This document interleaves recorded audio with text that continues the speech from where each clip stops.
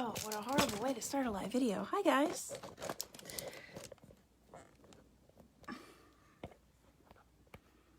Here we go.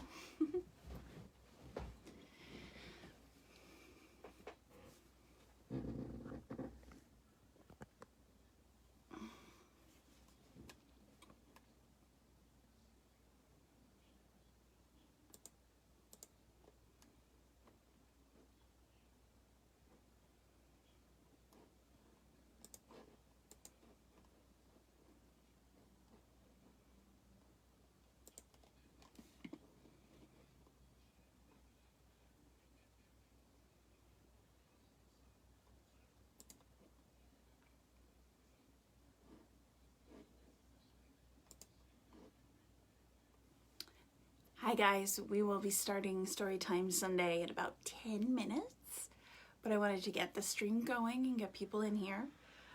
Today's story, we're reading chapters 1 and 2 of Bunnicula. So, no picture book today. This is a chapter book, but I'm sad because I haven't read it since I was a child, so it's one of my favorite books from middle school.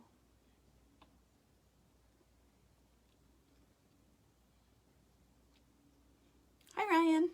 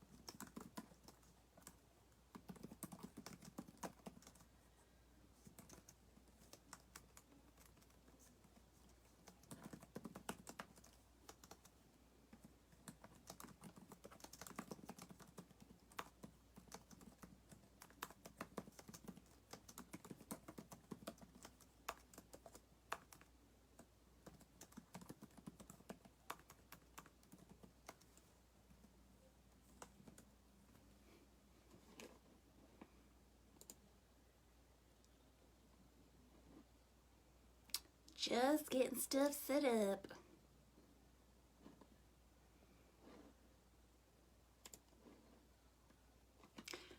Hi everybody down there in Twitchland.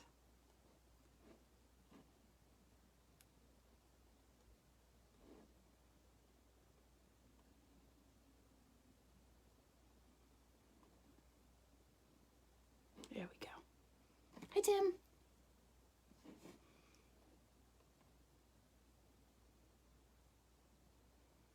Pardon my didn't feel like doing my hair look. I figured tonight is casual Storytime Sunday.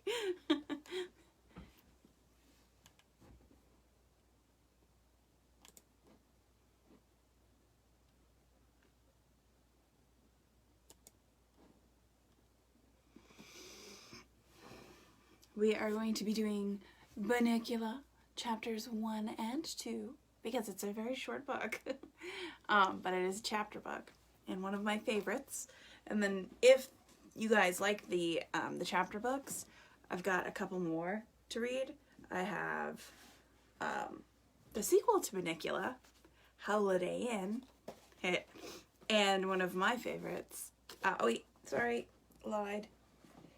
I don't think we'll be doing Matilda, but oh, where is it? Well, goodness, I'm missing my other book. The Witches by Roald Dahl. We will be reading if I can find it. Must be out in the other room. I thought I grabbed The Witches and I grabbed Matilda. Well, there you go. But we will try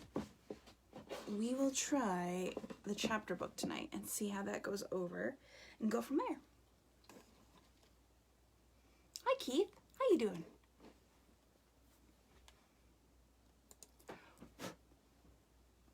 Go fuzzy wuzzy on my keyboard.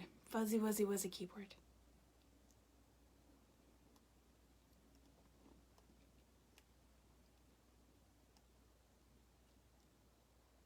So we've got about 9 minutes or so, and then we'll start the book. Start it rolling. Hope you guys are enjoying your Sunday as well.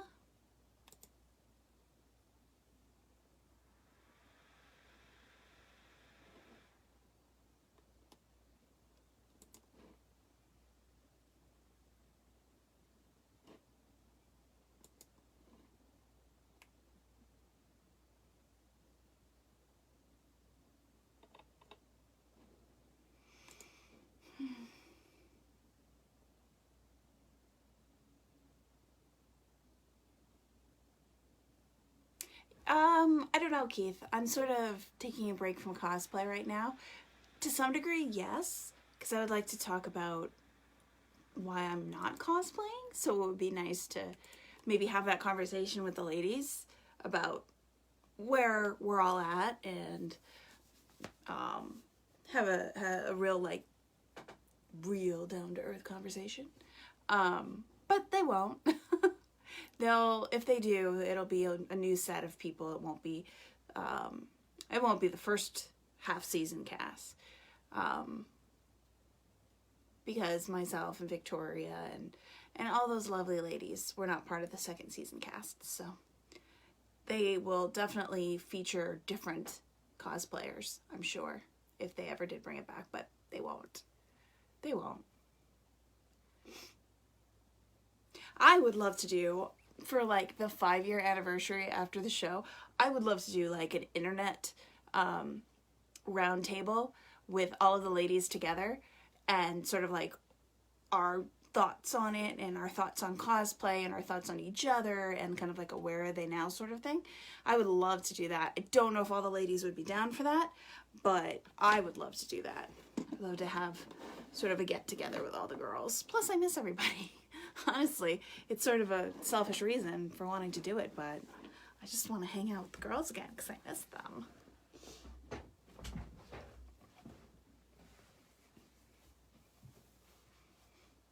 Oh, thanks, Gary. I appreciate it.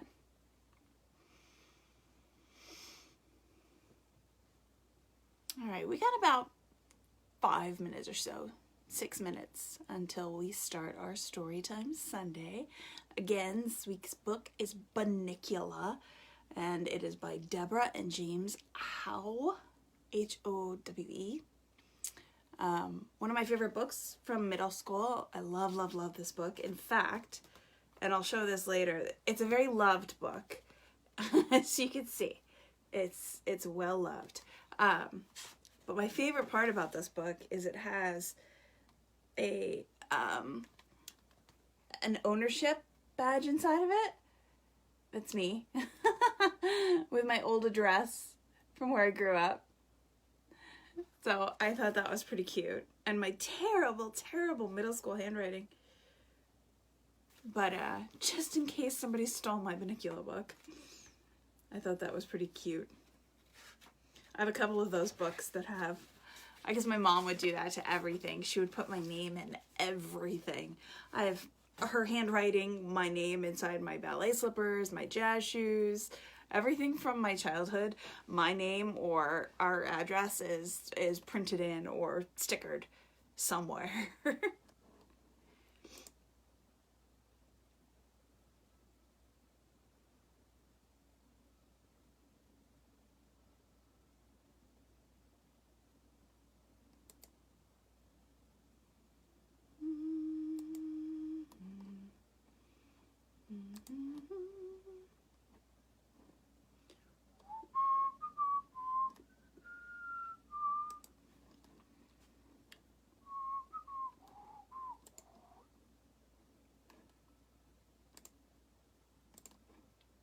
About 4 minutes and then we shall begin.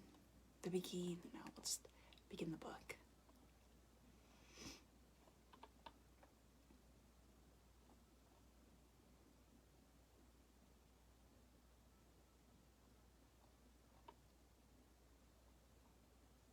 I hear the ending of Monsters Inc. Or Monsters University in the other room. We've been watching Freeform.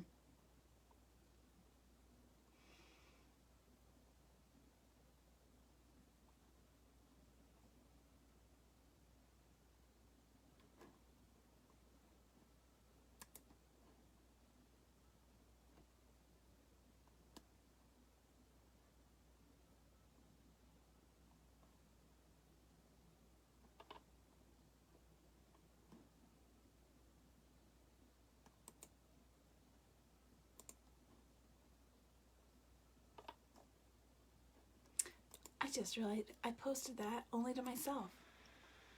That's no fun. Nobody will see it if I post it just to myself. Hi, Ryan.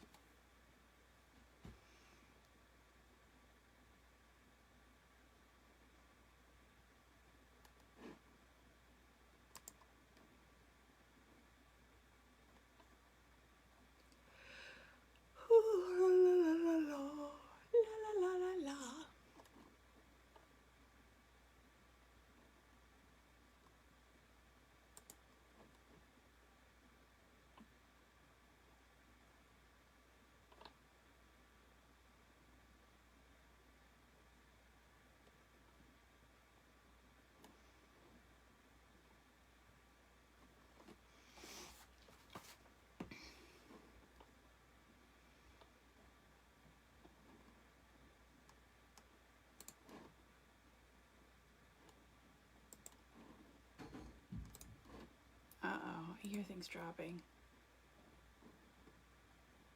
It's never a good thing.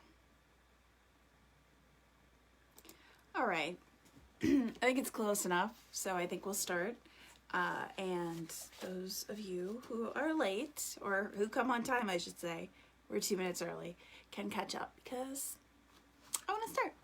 So, welcome to Storytime Sunday. I'm sorry it's been a little bit delayed in the past couple weeks. We went on vacation and then I ended up getting really sick and just have had a couple mental health days where just not feeling getting in front of a camera. But I'm here today and I am here to read Bunnicula.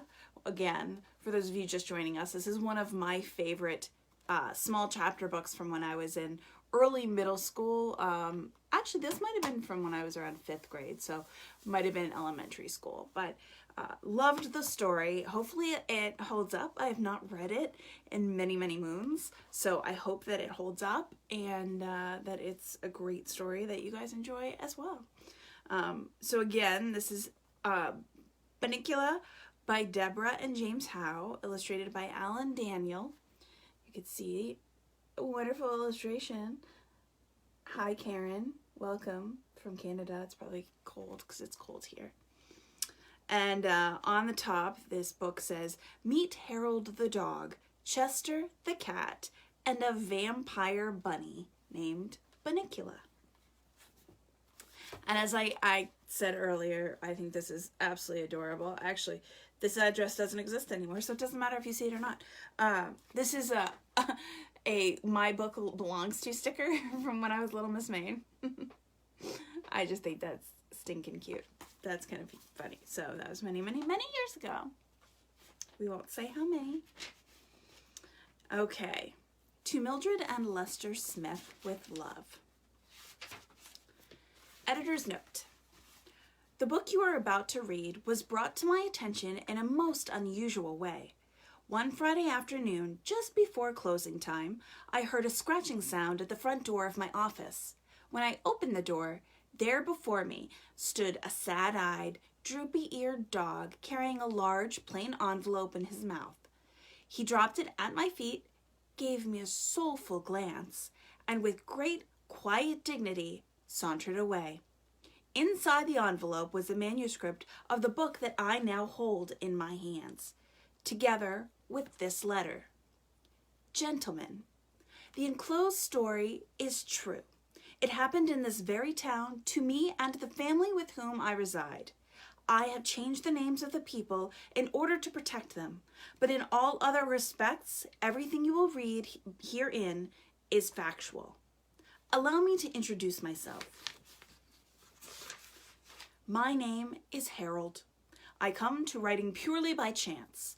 My full-time occupation is dog. I live with Mr. and Mrs. X, called here the Monroes, and their 2 sons, Toby, aged 8, and Pete, aged 10. Also sharing our home is a cat named Chester, whom I am pleased to call my friend.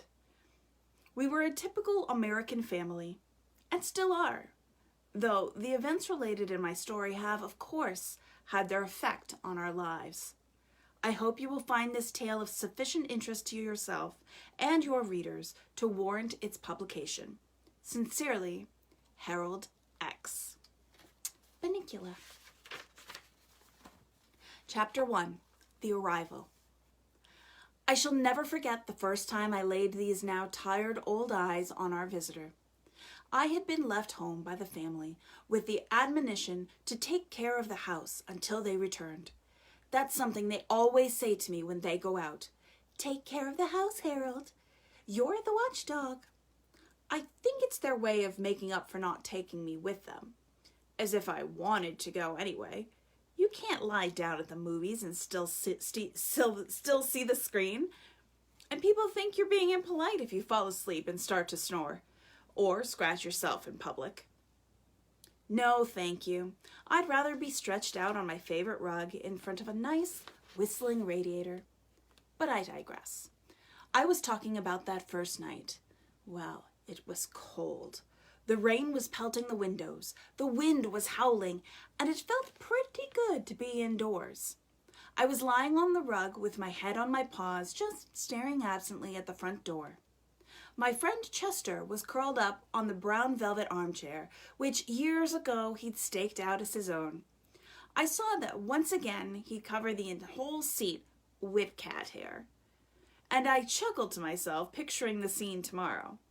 Next to grasshoppers, there is nothing that frightens Chester more than the vacuum cleaner. In the midst of the reverie, I heard a car pull into the driveway.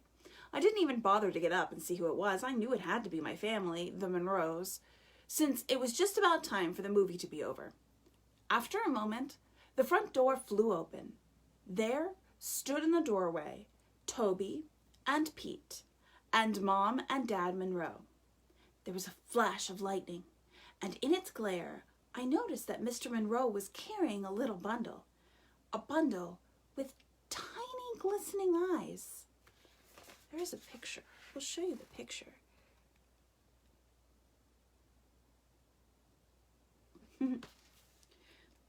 Pete and Toby bounded into the room, both talking at the top of their lungs. Toby shouted, "Put him over here, Dad!" "Take off your boots, you're soaking wet," replied his mother. Somewhat calmly, I thought, under the circumstances. "But Mom, what about the—" "First, stop dripping on the carpet." "Would somebody like to take this?" asked Mr. Monroe, indicating the bundle with the eyes. "I'd like to remove my coat." "I will," Pete yelled. "No, I will," said Toby. "I found him." "You'll drop him." "I will not." "You will too." "Mom, Pete punched me." "I'll take him," said Mrs. Monroe. "Take off your coats this minute." But she became so involved in helping the boys out of their coats that she didn't take him at all. My tranquil evening had been destroyed, and no one had even said hello to me. I whimpered, reminding them that I was there. "Harold!" cried Toby. "Guess what happened to me?" And then all over again, everyone started talking at once. At this point, I feel I must explain something.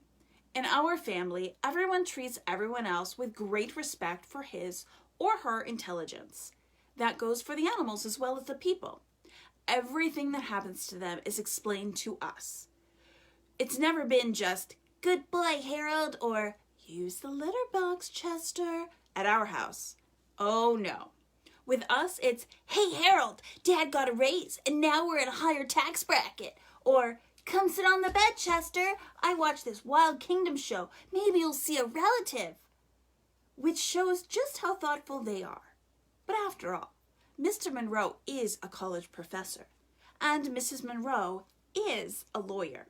So we think of it as rather a special household, and we are, therefore, rather special pets. So it wasn't all surprising to me that they took the time to explain the strange circumstances surrounding the arrival of the little bundle with the glistening eyes now among us. It seems that they had arrived at the theater late, and rather than trip over the feet of the audience already seated, they decided to sit in the last row, which was empty. They tiptoed in and sat down very quietly so they wouldn't disturb anyone.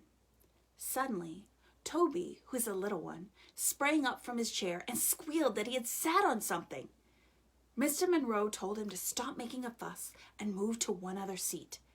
But in an unusual display of independence, Toby said he wanted to see just what he had sat on.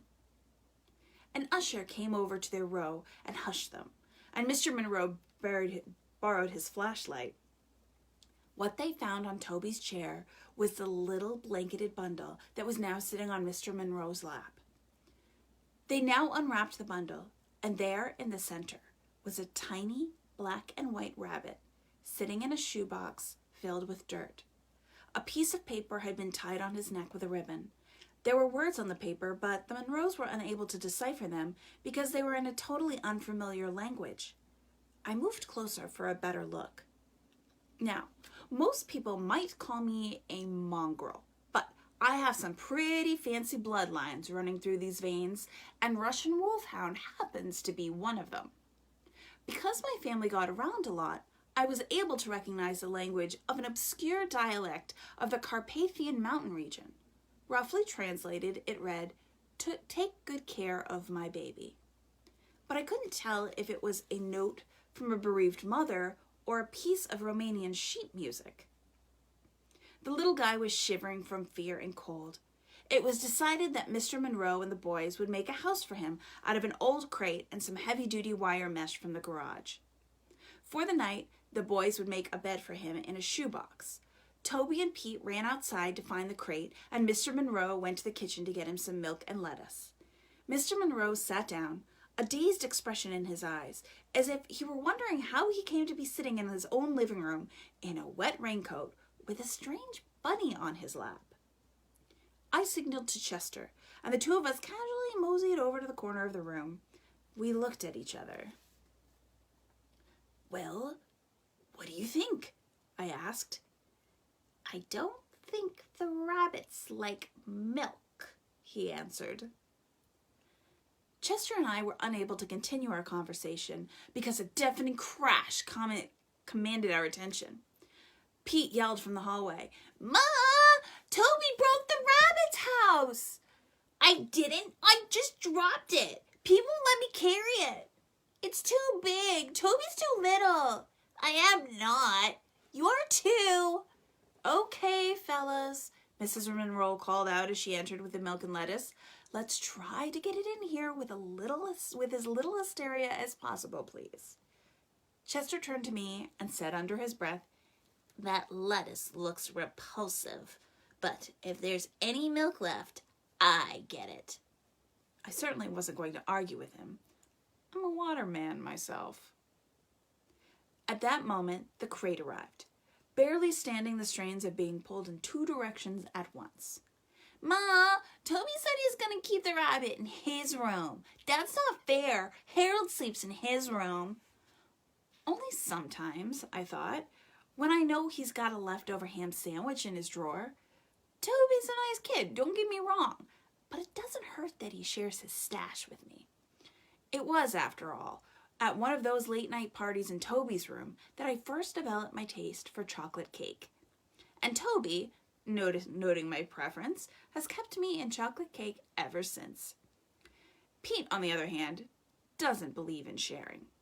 And the only time I tried to sleep on his bed, he rolled over on me and pinned both my ears so that I couldn't move for the rest of the night. I had a crick in my neck for days. "But he's mine," Toby said. "I found him." "You sat on him, you mean?" "I found him, and he's sleeping in my room." "You can keep smelly old Harold in your room, and Chester too, if you want to, but I'm going to keep the rabbit in mine." Smelly old Harold. I would have bitten his ankle, but I knew he hadn't changed his socks for a week. Smelly indeed. Mr. Monroe spoke up. "I think the best place for the rabbit is right here in the living room on that table by the window. It's light there, and I'll get lots of fresh air." "Pete's taller than I am," Toby cried. "He'll be able to see the rabbit better. Too bad, Squirt." "Okay," said Mrs. Monroe through clenched teeth. "Let's put him to bed and make him comfortable, and then we can all get some sleep."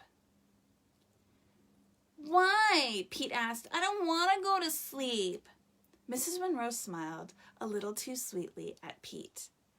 Look, Ma, said Toby, he's not drinking his milk. Chester nudged me in the ribs. Didn't I tell you? He said. Excuse me while I make myself available. Hey, said Toby, we gotta name him. Can't that wait until tomorrow? Asked Mr. Monroe. The boys shouted in unison. No, he has to have a name right now. I have to say I agree with them. It took them 3 days to name me, and those were the most anxious days of my life. I couldn't sleep at all, worrying that they were really going to call me Fluffy, as Mrs. Monroe had suggested. Well, all right, sighed Mrs. Monroe. But what about, say, Bun Bun? Oh, there she goes again, I thought. Where does she get them? Yuck, we all said. Well, how about Fluffy? She offered hopefully. Pete looked at his mother and smiled. You never give up, do you, Ma? Meanwhile, Chester, who had also been named Fluffy for a short period of time, was rubbing against Mrs. Monroe's ankle and purring loudly. No, Chester, not now, she said, pushing him aside. He wants to help us name him, don't you, Chester? Toby asked, as he scooped him up into his arms. Chester shot me a look. I could tell this was not what he had had in mind. Come on, Harold, Toby called. You've got to help with the name, too. I joined the family, and serious thinking began. We all peered into the box. It was the first time I had really seen him. So this is a rabbit, I thought. He sort of looks like Chester, only he's got longer ears and a shorter tail. And a motor in his nose. Well, said Pete after a moment, since we found him at the movies, why don't we call him Mr. Johnson? There was a moment of silence. Who's Mr. Johnson? Asked Toby. The guy who owns the movie theater, Pete answered. No one seemed to like that idea. How about Prince? Said Mr. Monroe. Dad, said Toby, are you kidding? Well, I had a dog named Prince once, he replied lamely. Prince, I thought. That's a silly name for a dog. FYI, my grandmother's dog's name was Prince. I think another reason I liked this book. We found him at a Dracula movie. Let's call him Dracula, Toby said. That's a stupid name, said Pete. No, it's not. And anyway, I found him, so I should get to name him. Mom, you're not going to let him name him, are you? That's favoritism, and I'll be traumatized if you do. Mrs. Monroe looked in wonder at Pete. Please, Mom. Please, Dad. Let's name him Dracula, cried Toby. Please, please, please, please. And with each please, he squeezed Chester a little harder. Mrs. Monroe picked up the bowl of milk and moved towards the kitchen. Chester followed her every moment with his eyes, which now seemed to be popping out of his head. When she reached the kitchen door, she turned back and said, Let's not have any more arguments. We'll compromise. He's a bunny, and we found him at Dracula. So we'll call him Bunnicula. Bunnicula. That should make everyone happy, including me. What about me? Muttered Chester. I won't be happy until she puts down that milk. Well, guys, is that okay with you? Toby and Pete looked at one another, and then at the rabbit. A smile grew on Toby's face. Yeah, Ma, I think that name is just right. Pete shrugged. It's okay, but I get to feed him. Okay, I'm going to put the milk back in the fridge. Maybe he'll drink it tomorrow. What about Chester? Toby said, dropping the frantic cat on the floor. Maybe he would like it. Chester made a beeline for Mrs. Monroe and looked up at her plaintively. Oh, Chester doesn't want any more milk, do you, Chester? You've already had your milk today. She reached down, patted Chester on his head, and walked into the kitchen. Chester didn't move. "Okay, bedtime," said Mr. Monroe. "Good night, Bunnicula," Toby said. "Good night, Count Bunnicula," Pete said sarcastically, and when I took it to his attempt as an attempt to be a Transylvanian accent, I may be wrong, but I thought I saw a flicker of movement from the cage.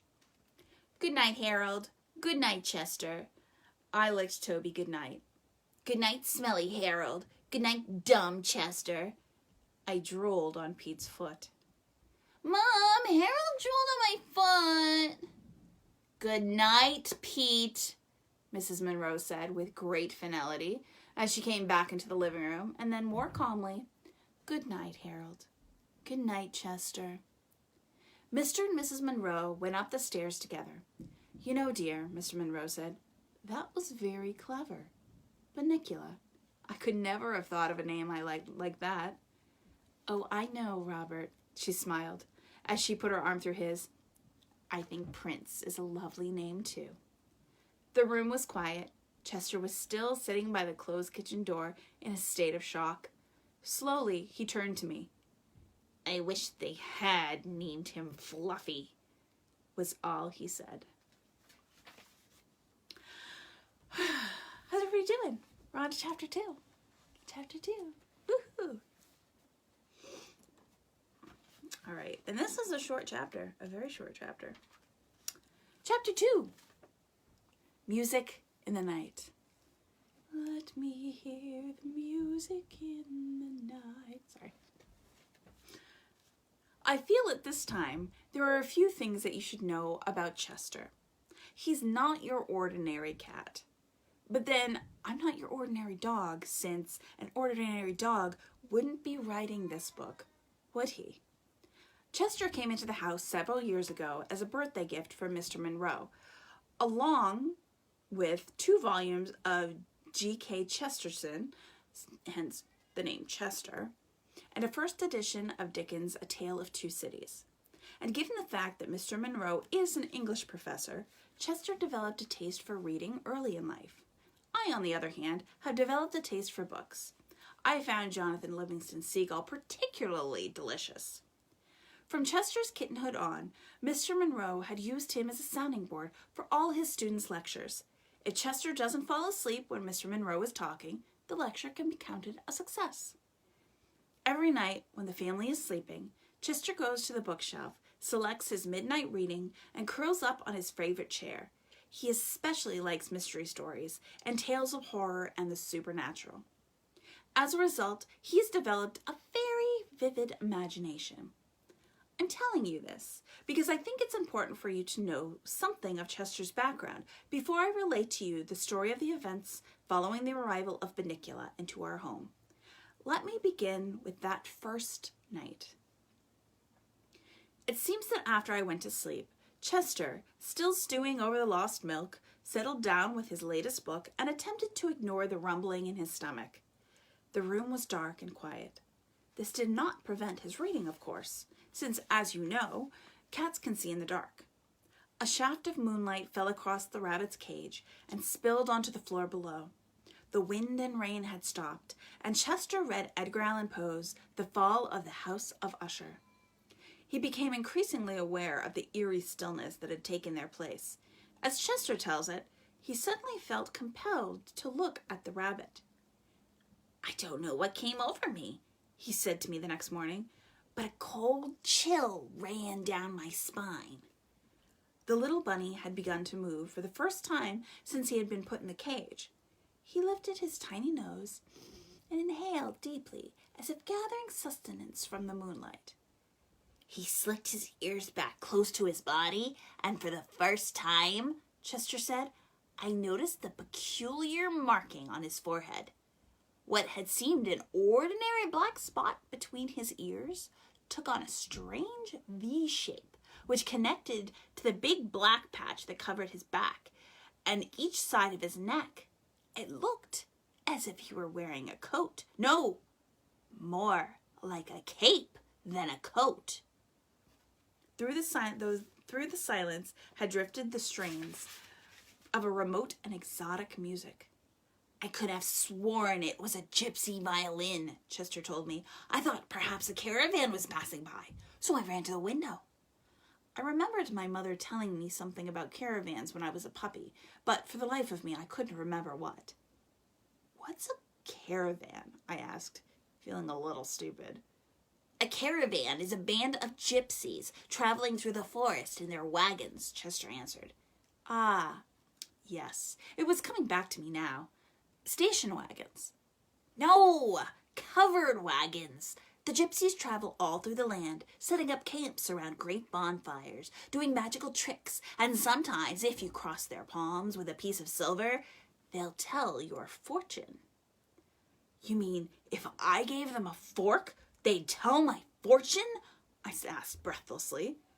Chester looked at me with disdain. Save your silverware, he said. It wasn't a caravan after all. I was disappointed. What was it? I asked. Chester explained that when we looked out the window, he saw Professor Micklewhite, our next-door neighbor, playing the violin in his living room. He listened for a few moments to the haunting melody and sighed with relief. I've really got to stop reading these horror stories late at night, he thought. It's beginning to affect my mind. He yawned and turned back to his chair to get some sleep. As he turned, however, he was startled by what he saw. There, in the moonlight, as the music filtered through the air, sat the bunny, his eyes intense and staring, an unearthly aura about him. Now, this is the part you won't believe, Chester said to me. But as I watched, his lips parted in a hideous smile, and where Rabbit's buck teeth should have been, 2 little pointy fangs glistened. I wasn't sure what to make of Chester's story, but the way he told it, it set my hair on end. Dun, dun, dun! Cliffhanger! Yay! That's chapter 1 and 2 of Bunnicula. I hope you guys enjoyed it. I will be working on the character voices. Get a little of those mixed up. Mr. and Mrs. Monroe, a little. But I hope you guys enjoyed that. This is a fun book. Again, one of my favorites from when I was a child. Hope you guys enjoyed it. And that's it for Storytime Sunday. So thank you. I'm going to, as soon as this is done, I'm going to put this up on the site. Feel free to share this. I would love to get this being, get this to be a weekly thing and really get people involved and listening and bringing their kids, because that's the big thing. I want this to be a family-friendly event, something that you guys can all share together before the work week and school week starts. So, yes, please share this video and tune in next Sunday as we read chapters 2 and 3 and find out what is going on with the rabbit with fangs and a cape. Okay. Yes, and I do have some Mad Libs I can try, Tim, in the future, for sure. But in the meantime, thanks for tuning in to Storytime Sunday. Love you.